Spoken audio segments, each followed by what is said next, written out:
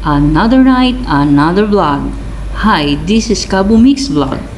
For this evening, habang pabalik na kami sa MacArthur Park, bago ang lahat, shoutout nga pala kay Kuya Jeffrey Kamik at kay classmate Basta Bombo. Nakita namin tong puting sasakyan sa madilim. Dahil nga we are conducting Uplansita to prevent crimes, ay hindi kami nag-atubiling lapitan. At shoutout din kay Sir Salvador Raquel Catricer. Again, we are here for public safety and to maintain peace and order in the area of Lagoon or Government Center, Palol.